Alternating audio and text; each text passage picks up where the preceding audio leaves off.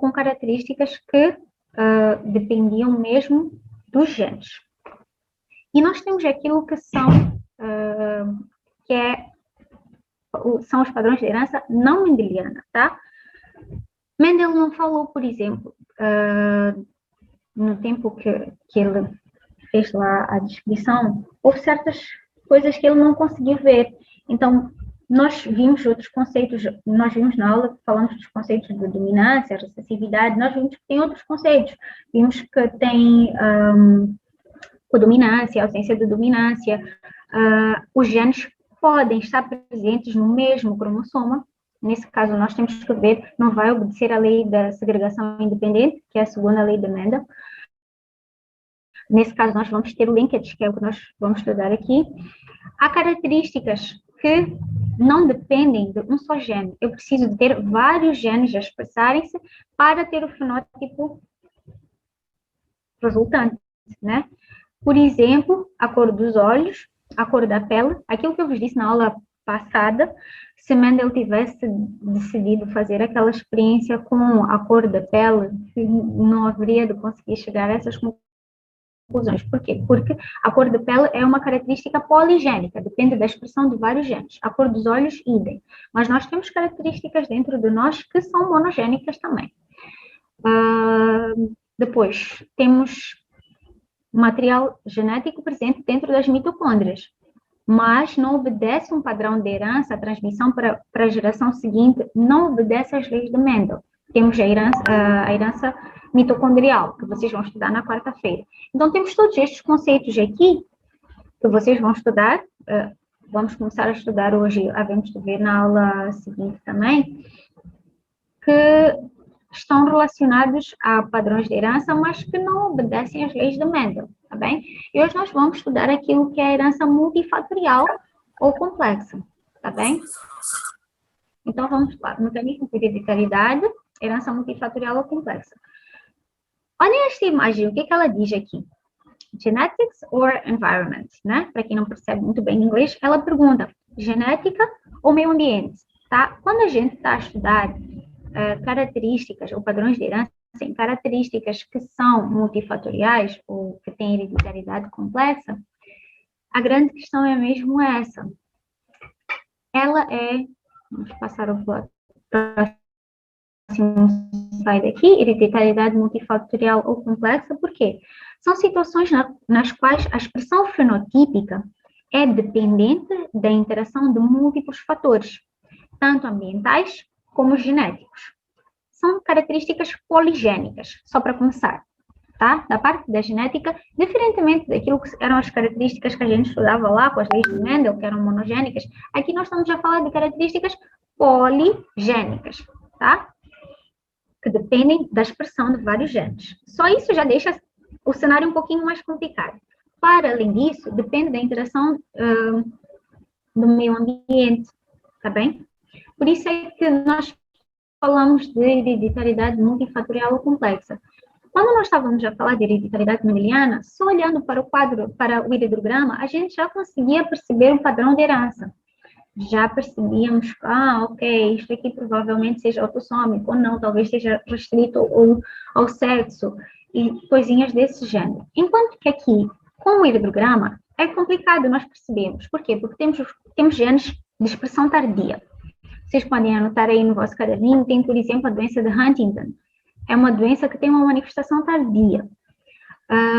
Tem os conceitos que eu já tinha falado na aula anterior, de expressividade e de penetrância. Por quê? Expressividade tem a ver com a percentagem de doença, ou qual é a proporção num indivíduo só de afecção. Estão a perceber? Ou seja, eu posso ter genes para uma determinada doença, mas não ter essa doença na sua forma mais grave.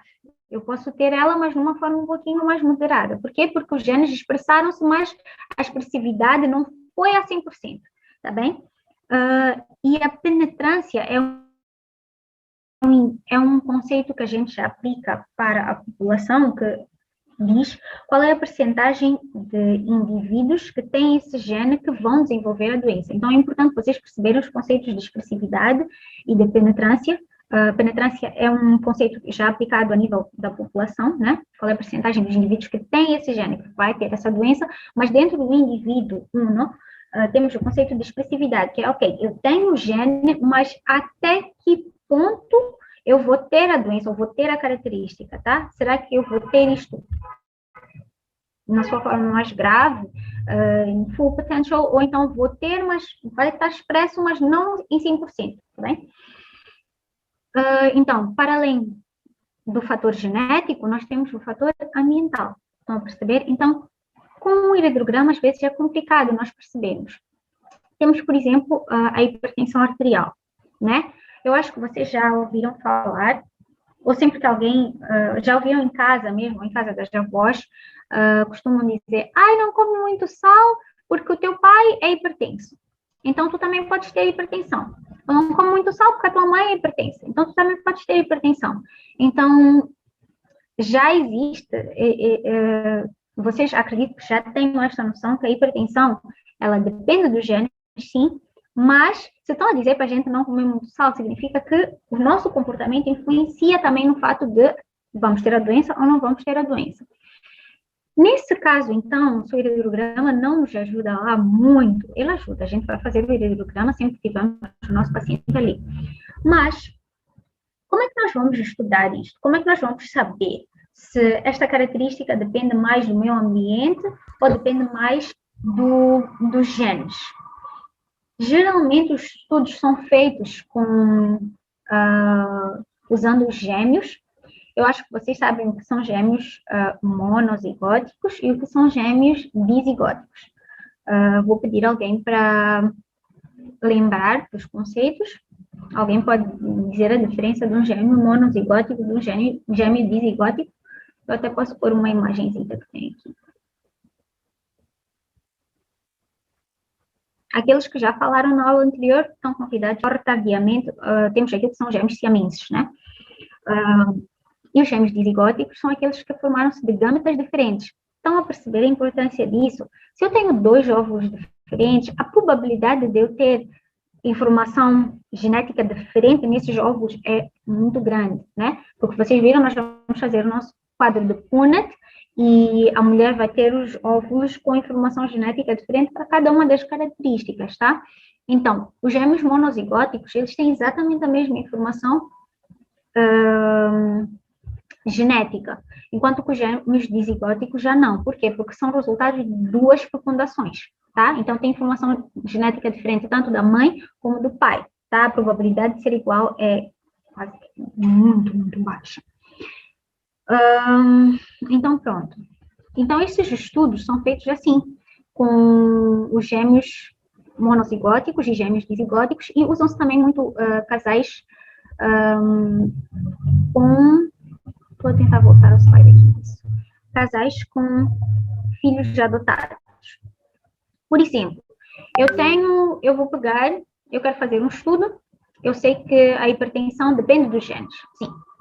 Mas eu quero saber até que ponto o meio ambiente influencia para o indivíduo ter hipertensão ou não, tá? Lembrando que a hipertensão também tem a sua manifestação tardia, né? Ela só aparece geralmente em indivíduos mais velhinhos, mas ok. Então, eu vou pegar 5 famílias, né? Quero 5 famílias, todas famílias com filhos adotados, com um filho adotado. Se eu tenho todas estas famílias, todos eles têm filhos adotados. Se todas estas famílias, os pais são todos hipertensos, e eu vou estudar os filhos ao longo de vários anos, vocês estudaram a saúde da comunidade, né? Fazem-se estudos durante vários anos e tal, fazem-se acordos com as famílias, pronto. Então, eu tenho as 5 famílias, os pais são hipertensos, então eu hei de ver os filhos, porque os filhos são adotados, então a informação genética que eles têm é diferente da dos pais, né? Vamos supor que nenhum destes 5 filhos desenvolve a hipertensão. Isso dá-me a entender, mas eles viviam na mesma casa, comiam na mesma comida, saíam para fazer exercício juntos e tudo mais. Vocês sabem que o exercício também é importante para determinar se a gente vai desenvolver hipertensão ou não.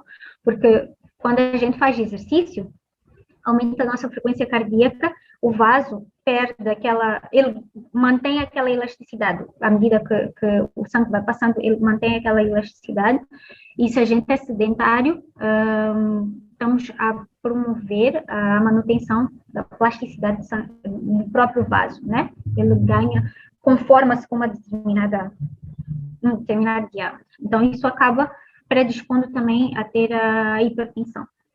Mas eles viviam no mesmo ambiente, faziam exercício juntos, saíam para caminhar juntos, comiam a mesma quantidade de sal e tal, mas nenhum dos meus filhotes teve, das 5 famílias, nenhum deles teve a hipertensão. Então, isso significa que, provavelmente, a hipertensão depende mais dos genes do que do meio ambiente ao qual os indivíduos estiveram expostos, né?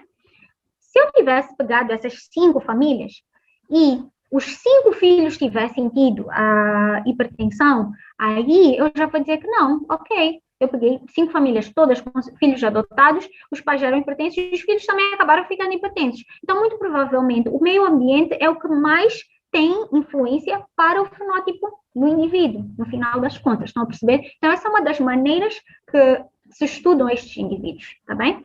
Outra maneira de se estudar, para saber até que ponto é que eu tenho influência dos genes e até que ponto eu tenho influência do meio ambiente, é estudando os gêmeos monozigóticos e os gêmeos dizigóticos, né? Mais uma vez, se eu sou cientista, eu vou fazer um acordo lá com uma família que tem gêmeos monozigóticos, por exemplo. E eu vou dizer, ok, a este aqui vocês vão dar guloseimas, vão dar doces, vão dar tudo que engorda. E este aqui vocês vão dar só vegetais, comida light, saudável. E eu quero saber se a obesidade depende única e exclusivamente dos genes, ou depende mais dos genes, ou depende mais do meio ambiente onde o indivíduo está inserido, né? Então, eu vou fazer um acordo lá com aquela família para eles fazerem isso, tratarem um de uma forma, tratarem outro de outra forma, e depois eu vou estudar. Se, no fim das contas, os dois estiverem iguais, apesar de terem uma alimentação diferente, completamente diferente, eu vou dizer, ok, então a obesidade é determinada mais pelos genes, e não muito pelo meio ambiente onde eles estão inseridos. Ou então, até tem uma certa percentagem de contribuição, mas não é lá tanta. Enquanto que, se, no final das contas, um ficou super obeso e o outro está slim fit, significa que, apesar de ter exatamente a mesma informação genética, o meio ambiente é o que mais determina se o indivíduo vai ser obeso ou não. Estão a perceber? Então, por isso é que é hereditariedade complexa, multifatorial. Multifatorial depende de vários fatores e é complexa porque o estudo já não é tão fácil assim, como a gente esteve a ver no caso da hereditariedade dos padrões de herança mendeliana, né? Então, pronto. É também chamada de hereditariedade complexa devido à variação dos traços nas famílias ou nas populações.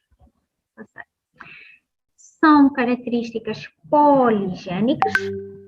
Nos padrões de herança mendeliana, nós estávamos a falar de características monogênicas, nas quais a expressão de um gene depende de outros genes, tá? A expressão depende da exposição a determinados fatores ambientais. Por exemplo, uma pessoa geneticamente vulnerável, com alterações nos seus mecanismos de defesa imunológicos, não se torna doente se não for exposta a um gene infeccioso. Eu vou dar um exemplozito aqui, não sei se vai ser tão feliz assim, mas ok. É como, vamos supor que eu estou aqui, eu tenho a minha irmã,